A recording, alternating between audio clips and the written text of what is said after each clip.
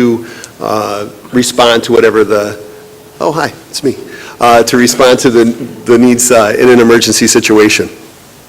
So a little bit about the process. First of all, we worked very closely with Brett, taking a look at various resources from the state that helped us guide what we needed to do for the district safety plan. One of the things that we discovered, or we learned, was that there were a lot of new requirements this year for district safety plans. And the existing one that we had sort of used, except for updating it for several years, didn't really quite get to all those things that we needed to have as part of the safety plan. So we worked with a core group of us worked with Brett to kind of start to put that stuff together. Like I said, we accessed the latest requirements and directives from the state, and then we revised the existing plan to bring it into compliance with state requirements. And then, this is where things really started to happen. We brought the draft that we had to the entire district safety committee, and that's the committee or the team that Brett was talking about, that's representative of the various collective bargaining units and other folks who have expertise in safety and emergency preparedness, and shared with them the work that we had done and looked to them to give us some feedback on it, and then went back and worked some more on it based on the feedback that we got from the team.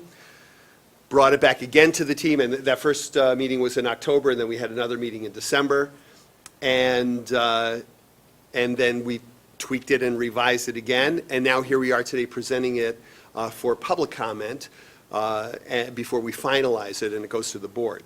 So that's been the process so far. Did I miss anything there, Dave? No. Okay. And along the way, we learned a few things, and one of them was, as we were putting things together with Brett and that core group in the initial planning and revising of the old plan, we used a document from the state, the district-wide safety plan checklist, which was a matrix, very helpful tool. And actually, can I do that? How do I click on that? Can I get the thing? I don't know. I don't know if I can do that. Wait, That's it, yeah, that one. Thank you. Oh, thank you, Zach. I didn't know. Zach, would you click on that? Thank you very much. Oh, yeah. Okay, well, we can't do that now, can we? Yeah, I don't want to have a press secretary moment. So anyway, you can actually access that document. It's right there on the state ed website, and basically it just goes through a list of questions that you can ask your team about. Are these things represented in our district-wide safety plan? It was great because we went through every piece of it and said, do we have this? Yes, no, and made decisions about it going from there.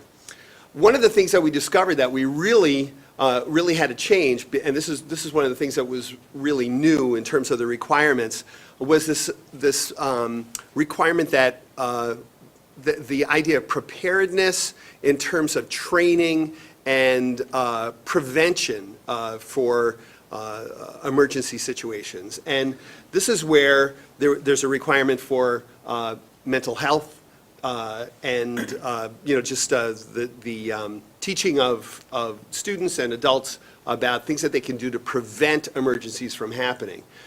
So with a lot of help from Deb Miles, who's our Director of Pupil or Student Services, we really had a lot of things already in place, but we did not have them codified and contained in the plan. So we went through all these things that we do around the district, around DASA, the Dignity for All Students Act, mental health, and then TIG, trauma, illness, and grief, as well as other things. And there's that particular link is to a document, once again from the state, that outlined all of these requirements, which were actually pretty hefty. But luckily, we've done a lot of work around, especially around the area of mental health, over the last several years. And so really it was just a matter of populating it with, in a manageable way with stuff that we'd already done. And also, once again, related to the newer requirements from the state, safety training needs to include that mental health piece, that preventive piece. And so, whereas in the past we've really done stuff that's really mostly related to drills and the standard kinds of things that you would think of in terms of a safety plan, now we have to make sure that the training that we do for all of our staff and students at the beginning of the year is comprehensive, and in that it also deals with this whole idea of preventive mental health, that kind of thing. So those were really kind of the big things that we learned as we went through this, and we're looking forward to the challenge that will be for us in actually coming up with that safety training, because it's very comprehensive. It encompasses a lot of things, and we want to make sure that we do it in a way that is, responsible but manageable and digestible by the people who we present the information to. Dave, I've spoken a lot. Yeah, you did a great job. About 4 years ago, a couple of us attended Erie Community College outside of Buffalo, BOCES, and the state police actually held the clinic. It was school safety, and they basically at that time said that the New York State is a mess because they walk into different districts throughout the state and everything looks different. So really, kudos to the state police department and the state education department. They got together, and sure enough, within a year, there was a state police template that every school district in New York State was required to complete. So that was one great way for the state to really make sure that if they walk into a middle school in Essex County or Suffolk County or Monroe County, the plans are going to be the same. And sure enough, to date, they are, which we're feeling really good about.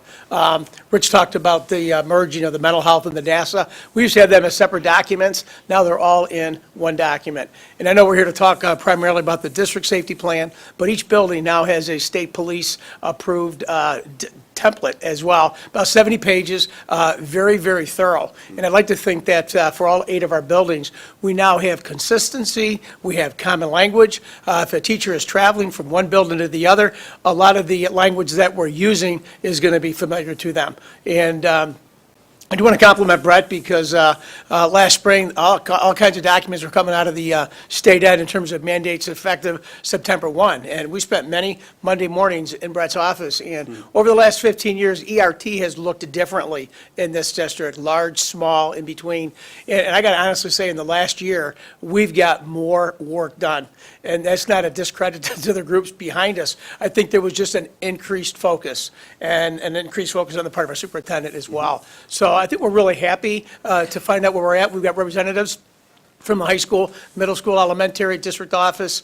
I think we're heading in the right direction. The plans have been vetted by different committees and groups around the school district. So I think you'll find there's been a lot of work put into them. And now that we have our plans, I think our work in the future will be just kind of keeping them up to date as we move forward. But real proud of the work that the whole committee have done. So, any questions or comments from the public?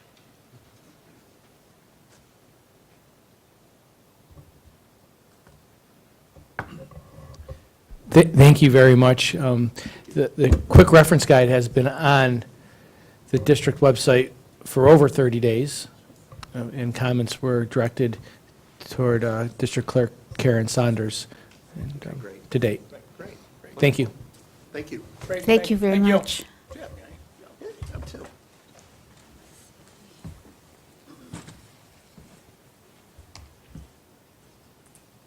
Can I just go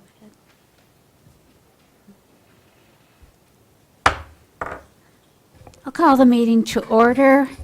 Remind everyone of the exits, the 2 behind you and the 2 on either side of the lovely blue curtains, draperies. This is a time for public comments, and this is a time for the board to listen to you. Please state your name and address, and as a courtesy to others, limit your comments to 5 minutes. And do not name anyone specifically. Should be addressed privately, and this is in accordance to people's individual rights. We have? Yes. First we have Marcia Steffer.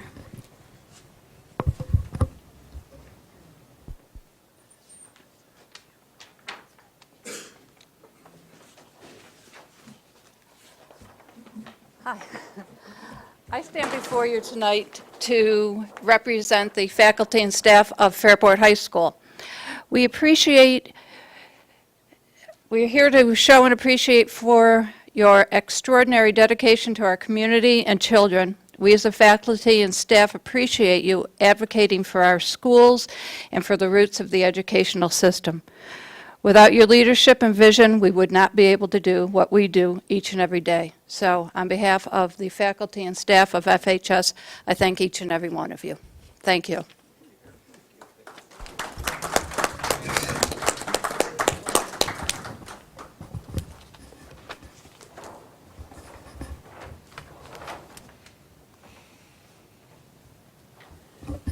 Thank you so much. Nancy Loughran.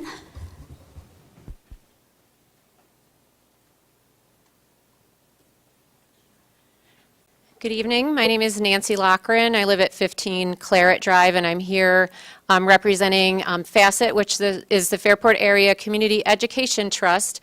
And I would just like to take this opportunity to welcome everybody here and our greater viewing audience to attend our annual Community Spelling Bee, which is this Friday, February 10th. It's going to be held at Johanna Perrin Middle School.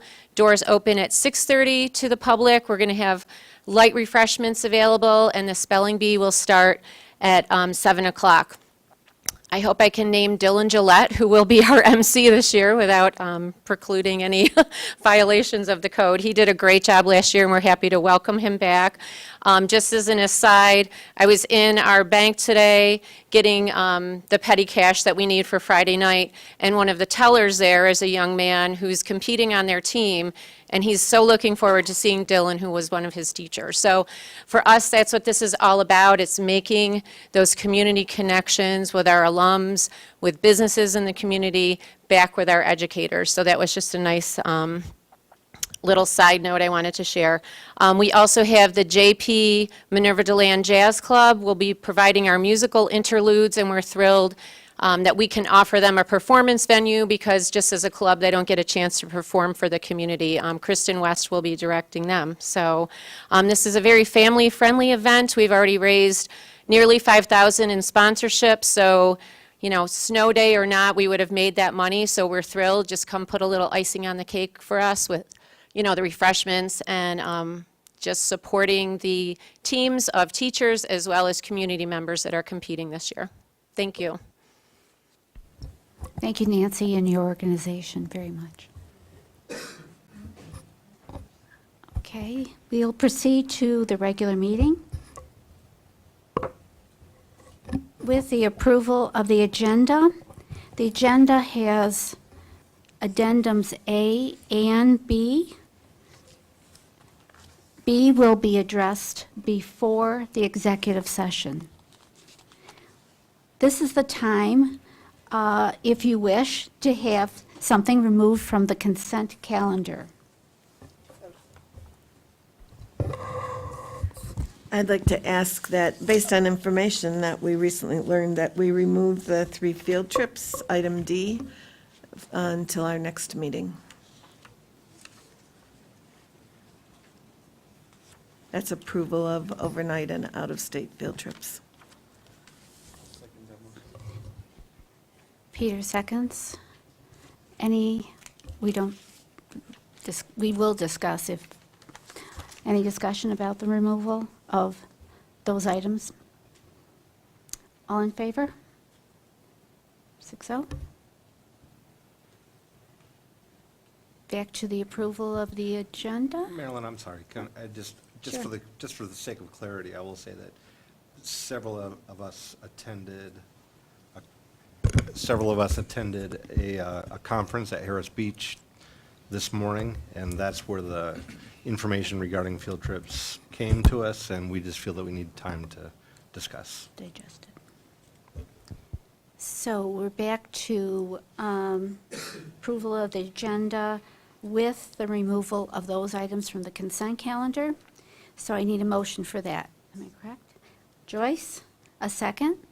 Damon, any discussion? All in favor? 6-0.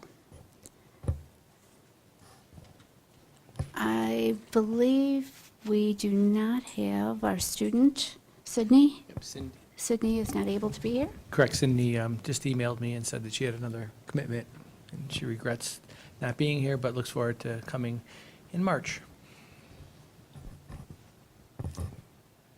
And I will relinquish my time for the presence report to Superintendent Provenzano. It's been quite a week. Firstly, and foremost, last month or 2 months ago, I was speaking on, the winds of change are surrounding us, and I think it's important that we all recognize what's happening in public education currently with the nomination and confirmation of Secretary of Education DeVos at this moment. We've talked about it. I've shared it in previous updates. We are about educating every single child. We believe in public education, and the Board of Education created an incredible and powerful resolution in support of public education that spoke to the value of educating all children and the importance of having leadership that focuses on that sole mission. Educating every child is what we are about and what we are proud of, and meeting students where they are in their educational journey is at the forefront of what we are about here in Fairport. The resolution that was made by the Fairport Education Board of Education was well received throughout the educational community, throughout Monroe County. Being in the circles, I can only speak for what I've experienced. I am confident that boards, superintendents across Monroe County really appreciated the strong and powerful advocacy. They went on to do their own advocacy in some districts and writing letters of support to no avail, but symbolically it speaks to what we're trying to do and reunite around public education. So, DeVos is anti-public school. She has not been able to support a public school agenda throughout her experiences, and that's something that we're watching carefully. And I know that movement, or this movement, will only grow as we continue. Tonight, we're going to be talking about the budget and another source of advocacy. This past week, Assistant Superintendent for Business Matt Stevens and myself visited Senator Funke and spent about an hour with him. And we talked about what's happening with the governor's executive budget proposal. His initial budget proposal was only a 1.4% increase to the Fairport Central School District. That equates to about $345,000 on a $124 million budget. So we have our work to do. He was listening. He was receptive. He seemed like he will be an advocate for us. We are going to give him documents relative to funded and underfunded mandates so he could share with his colleagues across the state, so when they're advocating, they have specific information that speaks to how the governor's initial budget fell way short. More advocacy this weekend. We'll be, I believe, in Holiday Inn at the airport, or what's it called now? Yeah. The Lexington, right. And we'll be meeting with the Senate majority of New York State senators, speaking to them and advocating on behalf of public education. All Monroe County school boards and business officials and superintendents alike will be there to get the voice and message out, because what is occurring to public schools on the budget front, which Matt Stevens and I will be talking about in a little bit, is equally concerning. So our advocacy routes are well noted as we move along. It is an exciting time of year. Next month, when we talk to you, we'll be speaking to everyone about Brotherhood Sisterhood Week. And amidst all the pieces and frustrations that we might see around us from the state, and it's our pleasure, by the way, to advocate on those issues, there's wonderful, beautiful things happening in our district. And we look forward to celebrating Brotherhood Sisterhood Week. Brotherhood Sisterhood Week touches every student in the Fairport Central School District, and we're proud of that. And that's my report. Thank you. Thank you, that was lovely. We'll go on to the treasurer's report. Matt? Thank you, and good evening. The treasurer's report you have in front of you this evening is for the month ending December 31st, 2016. It had a beginning balance of $74.3 million, receipts over the month of $2.3 million, a disbursement of $10.2 for an ending balance of $66.3 million. Thank you.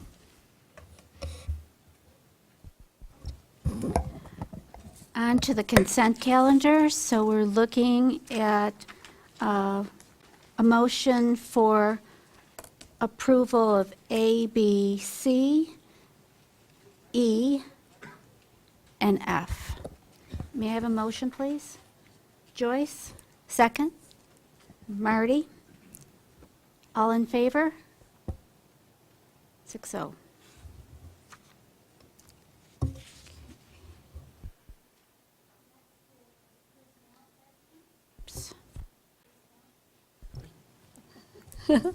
Personnel actions, instructional staff. I believe there's a couple of pages of those.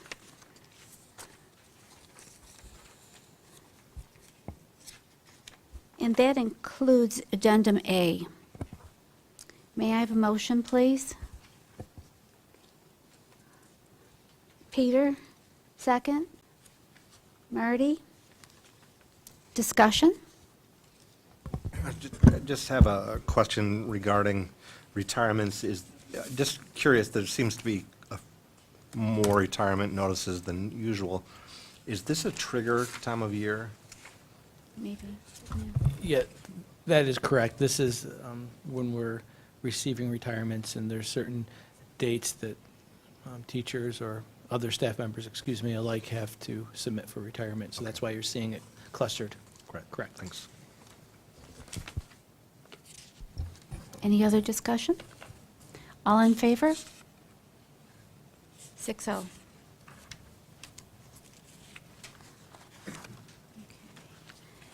Non-instructional and civil service staff actions. This is also with Part B of Addendum A. And may I have a motion, please? Joyce, second. Damon, discussion? All in favor? 6-0. And a presentation of the non-instructional budget. Mr. Matthew Stevens and Mr. Provenzano.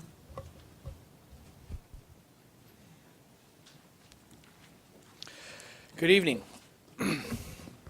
We're here to talk to you about the non-instructional budget. See, it's right here.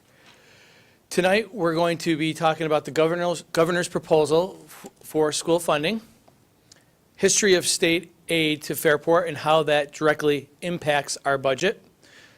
We're also hoping to give you some trends of our budget and the tax levy increases since 2010-11.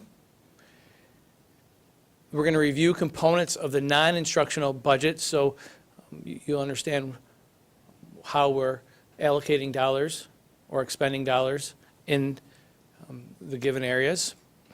And then we'll have an opportunity for board discussion. I sort of been alluding to it regarding the governor's 2017 executive budget proposal. Pretty much it's 4%. Or a 4% increase from last year. You know, the state would be quick to say that we received the largest funding of any group. So our 4% increase, we should be happy with. However, if you think about public education and what's at stake with public education, we feel that that's well-deserved and well-earned because the dollars that we use or we expect to educate all children, we count on this budget from the state and the formulas.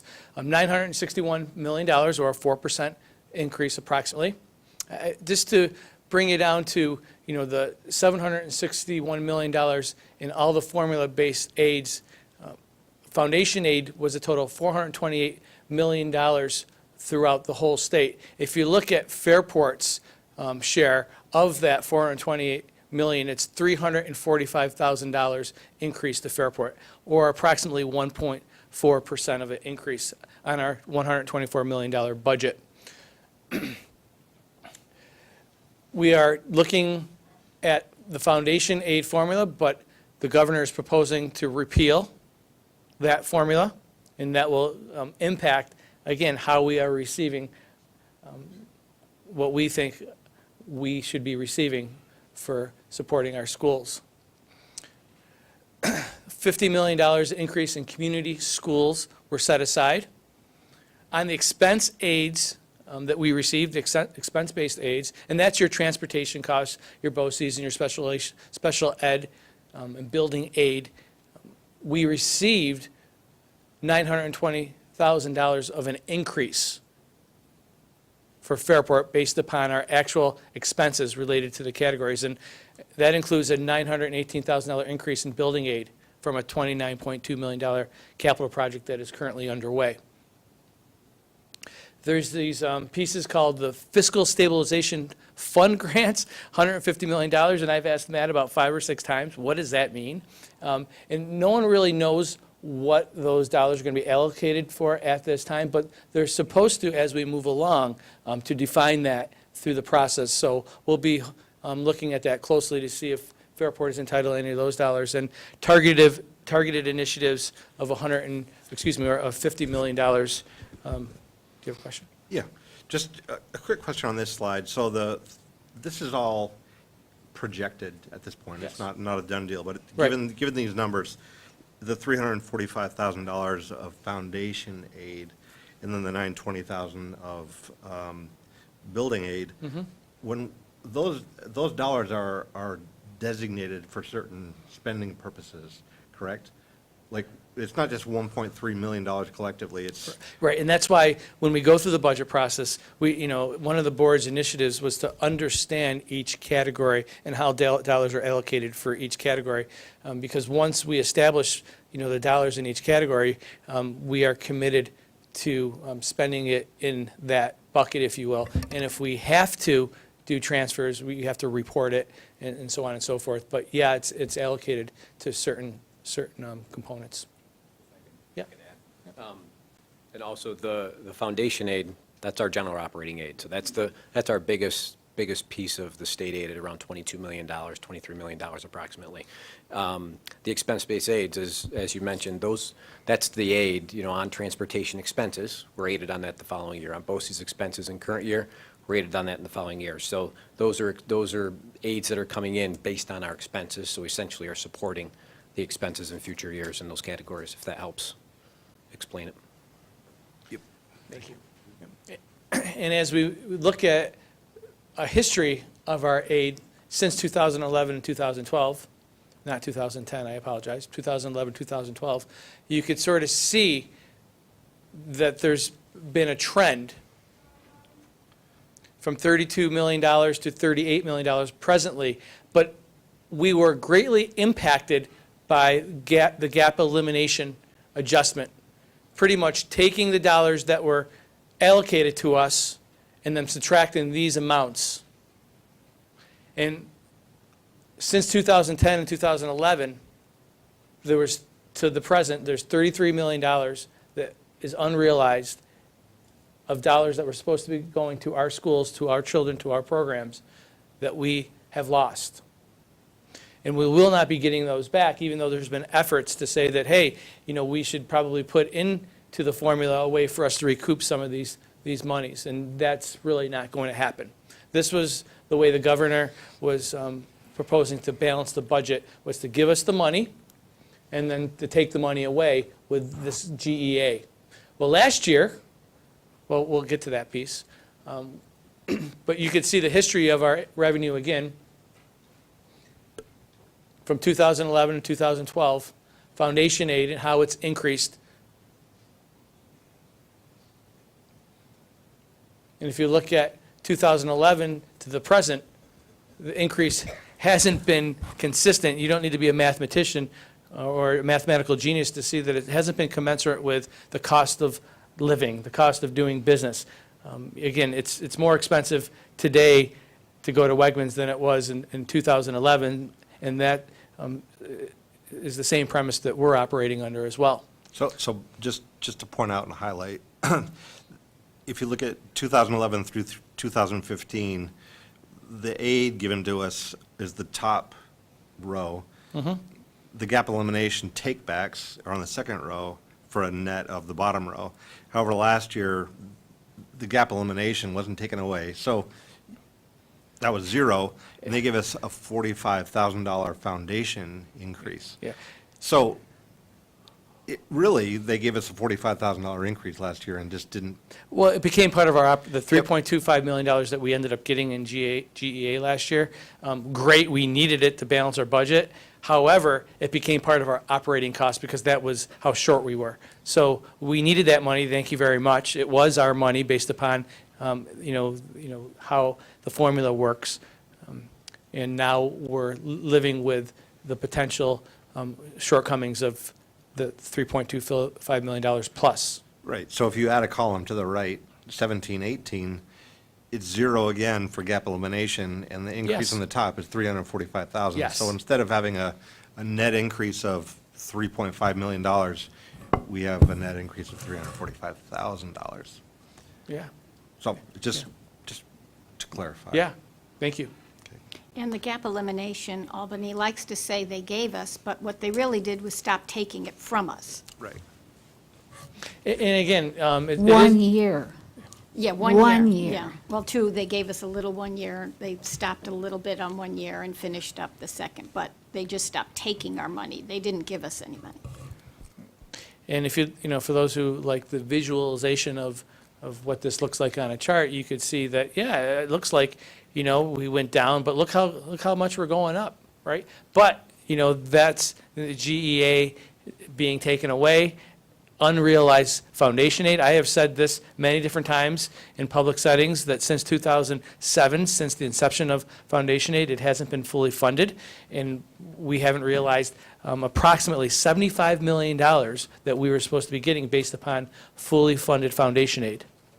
Hasn't been realized. So it's been increasing, but not at the rate at which that we're supposed to be allotted based upon formulas. I'm going to let Matt drive the rest of the way and take us through the budget process. Thank you, Mr. Provenzano. Excuse me, this slide here just shows a history of the percent changes in our school budget, tax levy, and the tax rate. So you can see, over a 5-year average, the budget increased 3.05%, tax levy was up 2.65, and the tax rate was 1.78. You'll notice in 16-17, in each year, you'll notice that the rate is slightly different than the levy. That would be a factor of the assessed value changes that we would have that become final over the summer, just before the tax levy is set and tax rates are computed before bills are sent out.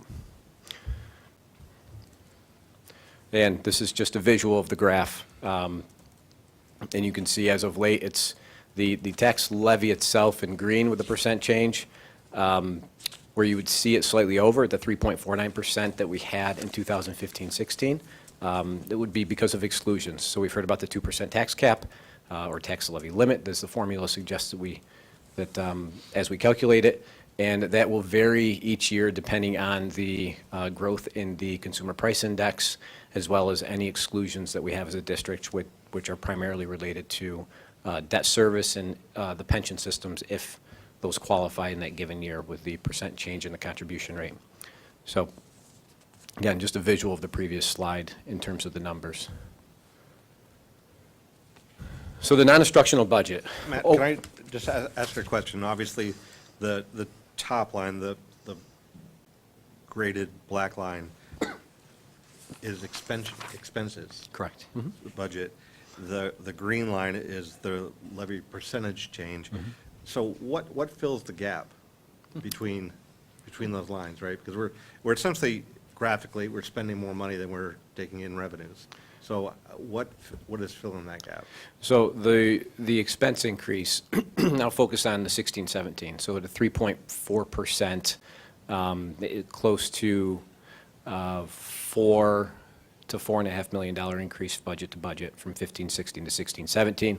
1.4% of the tax levy change would be approximately $1 million, and then we had the GEA restoration of $3.2 million. So that's what filled the budget increase. However, included within the revenue side of the budget, we've utilized or allocated $4.5 million of assigned fund balance from the previous year in 15-16, plus $2.18 million of reserves that we've assigned to go towards operating expenses related to the employee retirement system, as we have a reserve that will qualify to pay for such expenses, unemployment insurance, and our tax cert. So it's balanced by about a little over $6 million from the reserves Okay. and fund balance. Does that help answer the question? Yeah, so to put it into just normal terms, what we're doing is we're getting a nice tax return from the previous year, and we're spending down our savings.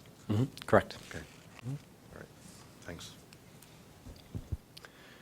So the non-instructional budget, this covers the facilities, any capital expenditures, transportation, central administration, tech services, and our employee benefit categories of our budget. Again, just a recap of those, what fall in there: general support, transportation, benefits, debt service, any interfund transfers that we would have, and community service. And we'll go through those as we progress through the presentation. And these are the categories within general support. So it would be the Board of Education codes, general administration and staff, the finance, business office, central services, and then insurance, fees, and BOCES related services that fall within general support budget codes. So the first part, Board of Education. You can see here, no change to the budget except for in the district clerk. As we go through the entire presentation, you'll see that there will be, minimal changes throughout most budget categories, with the exception of our debt service and employee benefits. And the changes that you will see will be primarily related to any salary increases for the budgets. We didn't want to take the district vote budget up to $6,600 this year? I didn't. We look at expenses from previous year. That number can always change. If we chose to do an additional vote during any course of a year, then we would exceed that budget expense. But, yep, that's where we are. Thanks. Try to be as the ones place, right? The finance department, we have the business office, auditing, treasurer, tax collection, purchasing, and fiscal agent fees. You see an increase in the business office. We pay for district-wide clerical. So we have one budget code we use in the district that we pay district-wide clerical subs throughout the district. So we've seen a slight increase based on actuals there. So that's why you'd see the increase slightly over 3% in that area. And again, the rest are fairly stable.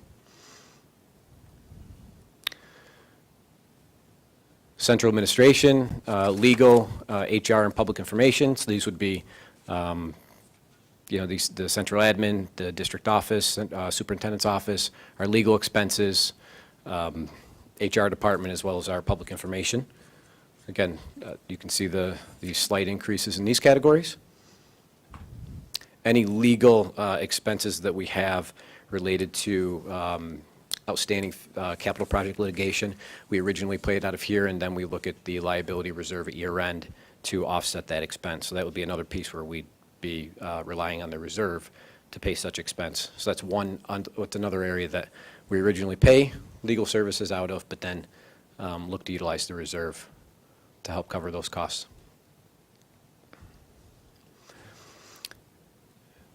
Under central services, we have the operation of plant and maintenance of plant. So this would be all of our custodial maintenance throughout the entire district, any building repairs, mechanical systems maintenance, service contracts.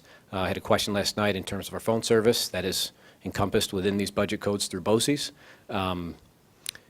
And you see a decrease in the operation of plant and an increase in maintenance. This is because we reallocated $100,000. We've been realizing some savings in the heating costs as a district over the past couple of years, and reallocated that budget expense to the building repair contracts.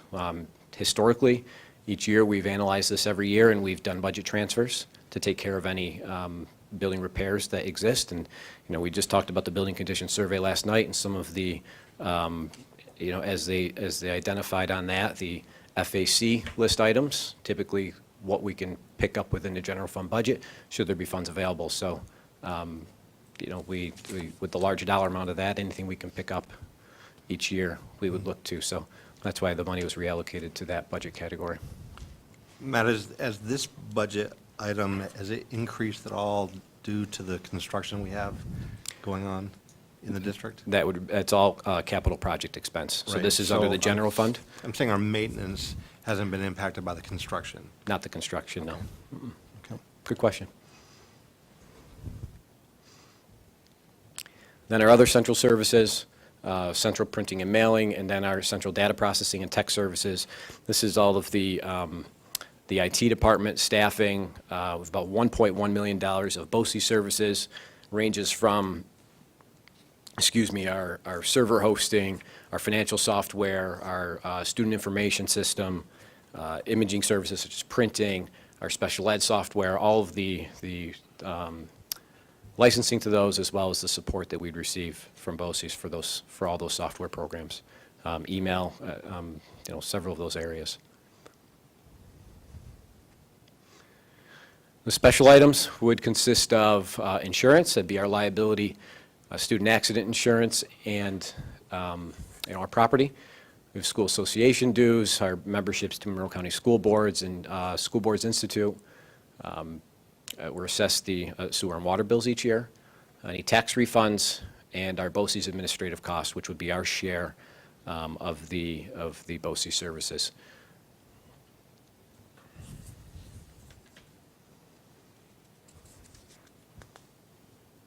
So the general support total, you can see, is an increase of 1.29% overall between those categories just reviewed, or $11.8 million. Next is the transportation budget, and this involves our student transportation and all the salaries of our drivers, mechanics, our office staff, our bus monitors, the garage building, primarily heating costs, any garage repairs we do, and contract transportation, which would be BOCES transportation, as well as we contract out. You've seen we haven't had many this year, but so we've rolled contracts over, but the Apple transportation that we've utilized for the, any transportation needs for special needs students that we can't accommodate with our current fleet. And bus purchases would also fall under the transportation area.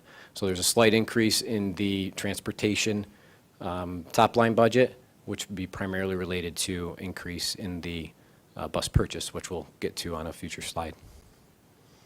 Matt, with the approval of the new bus garage by the community, right, and I'm not sure exactly when that will start. Will that start during this school year, the 2017-18?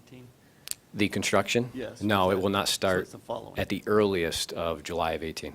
July of Yeah, 18. we still have not submitted anything to the State Education Department still in the design phase. Mhm. Yep, sure.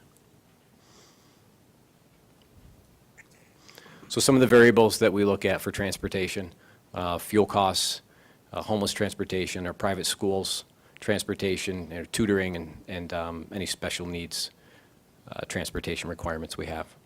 So there are times throughout the year that we may have an additional need for the transportation, in which we'll contract out the service, and we have that in place with Apple at a daily rate in which we pay. So just to follow up to what Peter asked about the bus garage, so we had approval last year for approximately $11 million for that project. Were the bonds issued at that time, at the rates at that time, or are we still yet? Because there's going to be rate differences between, you know, understand what I'm saying? There will. So each time that we go through any capital project, there'd be a projection of the rate as we do the planning phase. We're not able to issue any debt until we're ready to until we have contracts in place. All right. So that would not be until bidding is performed, which wouldn't be until January of 18. And then, we'd work and plan with, fiscal advisors to set up the first short-term borrowing. So a good example is the roofing project, which we we utilized the capital reserve first, which we have 5.4 million allocated, and then we didn't do our bond anticipation note until July of 2016. And we'll be renewing the note in June of 17. Okay. So, yeah, And we so- wouldn't lock it in because until final cost reports are done for a project, Right. we're also not aided until 18 months after commissioner approval date of the project. Okay. Or final cost reports have been submitted, whichever is later. Okay. Thanks. Yep. So here's a summary on the bus purchases. We've been on a 10-year replacement cycle overall. And last year, if you recall, we moved the entire bus purchase into the general fund. It is an exclusion within the tax levy limit. And so therefore, we're no longer relying on the bus purchase reserve at this point in time. There's approximately $640,000 in that reserve.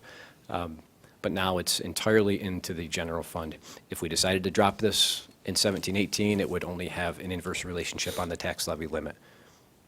So it's 972 passenger and 159 passenger wheelchair bus. And the $1.26 million is the figure after trades. So we have an overall bus cost, and then we have trade-ins, which brings us down to the 1.2. This year, we are looking to only trade in 9 vehicles and purchase 10 because we've had some great conversations with curriculum instruction and our director of math science technology regarding utilizing one of our buses that we normally would trade in and converting that to a potential mobile lab for kids. So,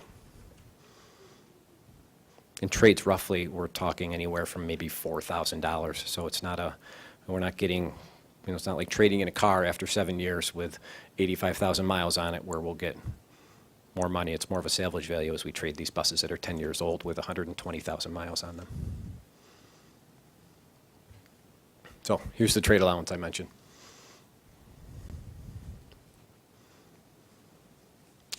So employee benefits is the next category within the non-instructional budget.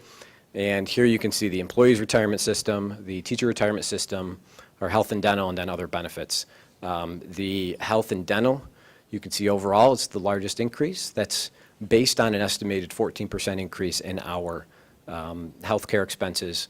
We are part of a consortium for healthcare, so the overall increase has been managed each year. Excuse me. But as we look, the plans run from January through December, so we're really trying to project, or we are projecting the second half with that 14% increase in 2017-18 budget year.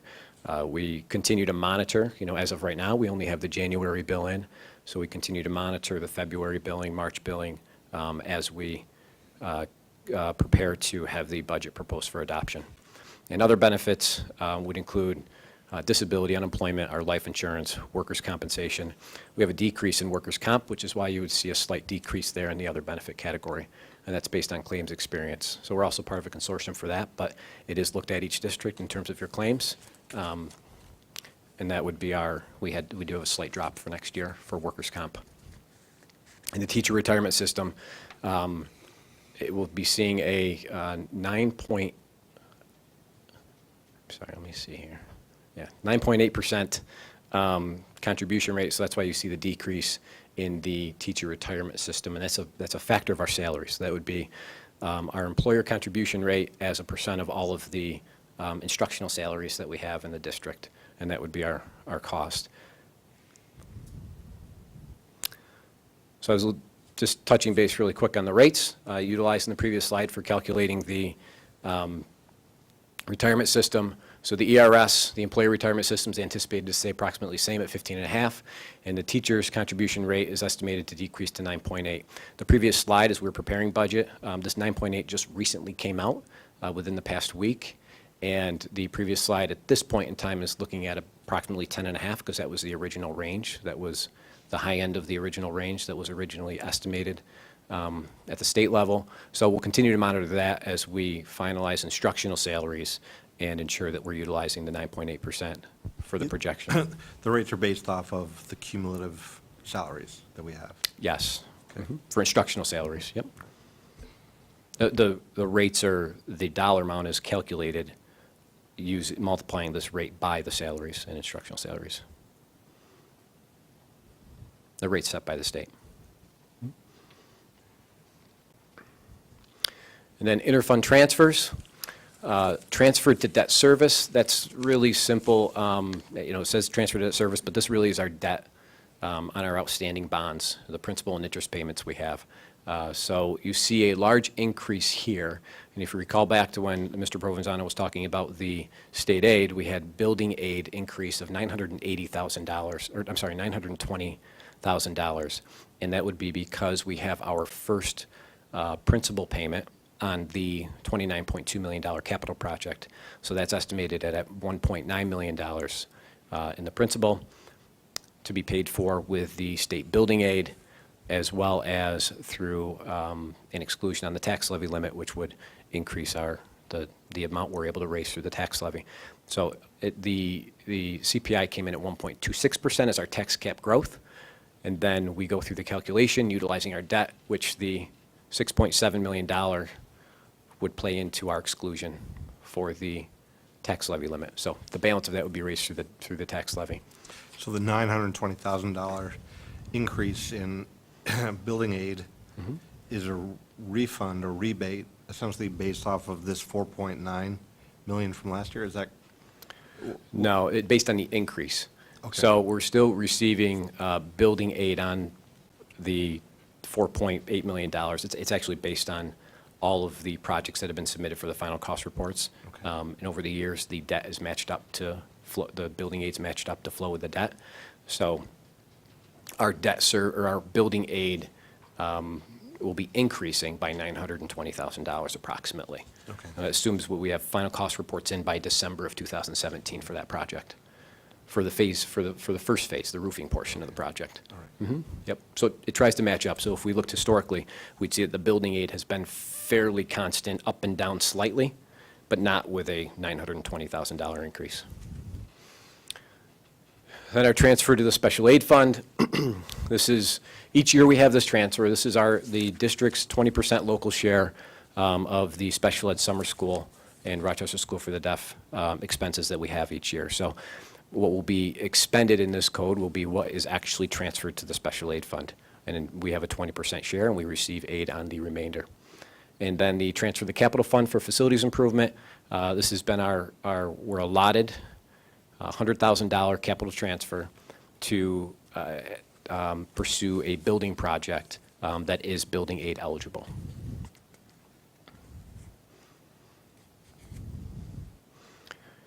And then community service, this is our pool, so this would be evening use of the pool. This is offset by facility use fees. So there's no change here. And then an overall summary of $4.1 million increase, or 7.3%. As mentioned, the two main categories the increases are in will be the benefits category, with the increase in the health offset by the decrease in teacher retirement and the minimal increase in employee retirement, and then the interfund transfers due to the increase in the debt service related to the capital project.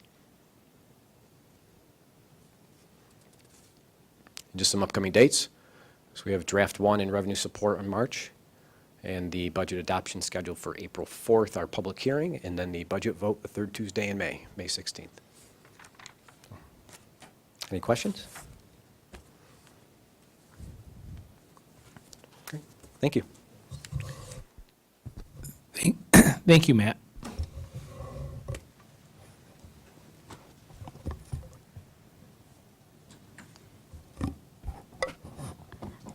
Board policies are next, first readings. May I have a motion, please? Damon, second. Marcy? Discussion? All in favor? 6-0. The next is a very long, refunding bond resolution. Is that okay just to say it that way? And yeah. We have many pages of whereases.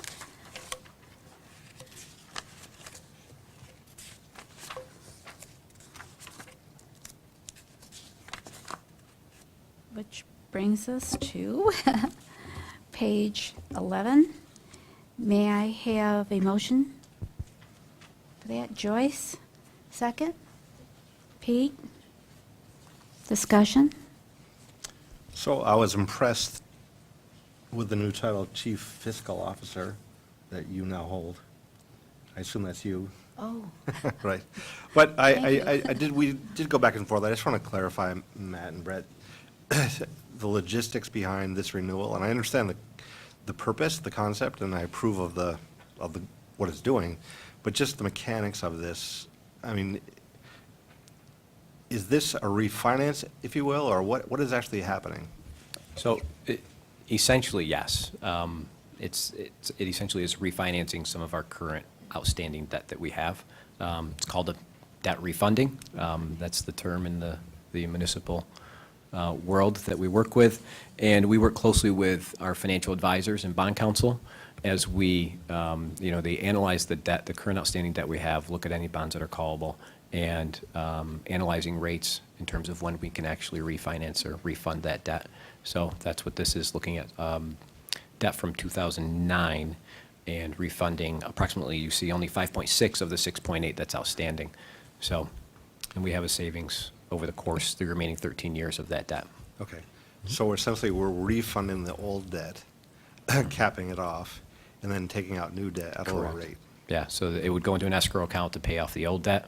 Right. And then the new debt is what we make our principal and interest payments on. Okay. And this is a regular process. We actually did one last year as well, so we had some debt that, came up. It's a regular process if rates are right. Okay. So this allows us the ability to move forward with the analysis, because rates can change daily, and then we'll move forward with the analysis. And if rates still are in a good place for us to refund, then we would move forward with the refunding. Okay. Are there closing costs associated with this? I mean, And they're built into the debt Okay. refinancing. all right, okay.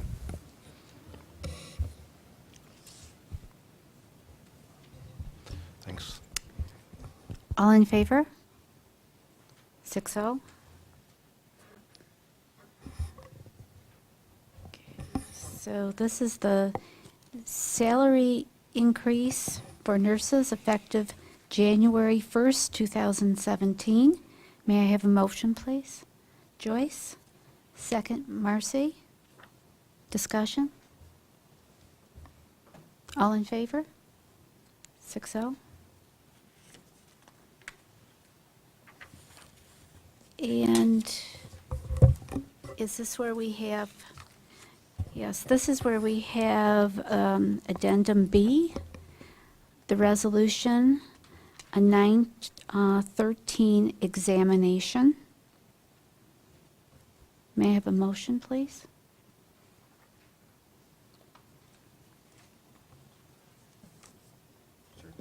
Peter? Seconded?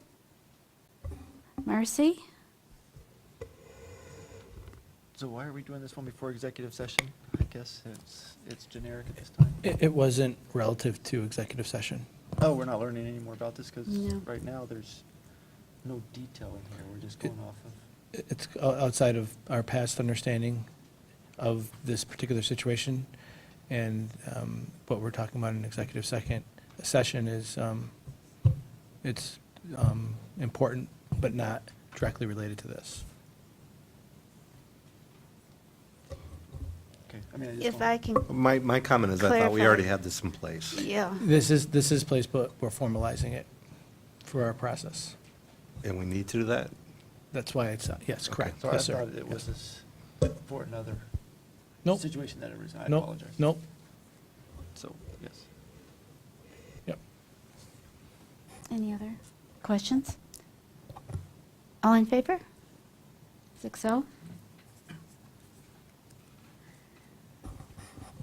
Okay. Time for board comments. I guess I'll say something. I want to thank the group that presented us with that wonderful banner from Fairport High School. It really is a wonderful, supportive measure that you took, and it's appreciated by all of us. we never tire in advocating for our kids, as we know that everyone at high school and the entire district is the same. Also for Facet and Nancy, I'm not sure that the public comments makes it to the recording, and I was wondering if you wanted to perhaps repeat some of your, if you wish, but if not, it's okay too.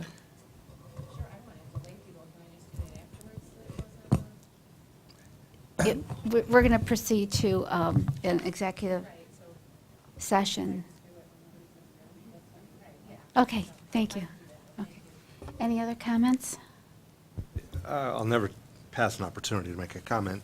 It's exhausting, well, but it's gratifying as well. I mean, we do a lot of advocacy, and we roll from one subject and topic and issue to the next.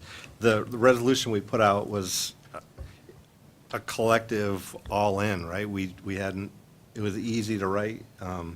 It was easy to be uniform as a board to express that resolution opposing Betsy DeVos's confirmation, and it wasn't based on politics, and that's important to understand.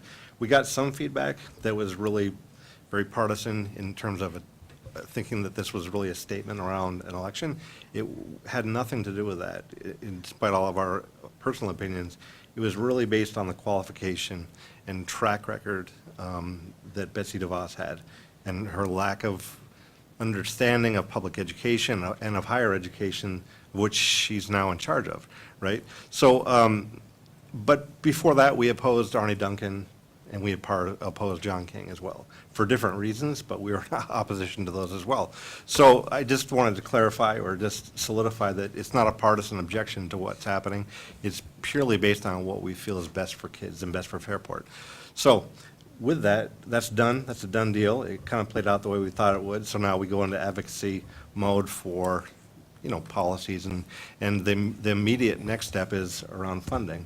So I think that, we have that Albany trip, March 6th and 7th. I know a bunch of us are going to go to that, and I think that you've all had meetings with Rich Funky and so forth. So as much support and public awareness around the funding issues, that's really what is near term that we need to address, and we seem to do this every year, is really advocate our political legislators in this area to increase funding to public education, because that really impacts, more than anything, on a national level, that impacts how we operate this school.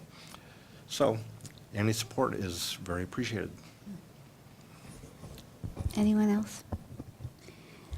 We're going to move into our anticipated executive session.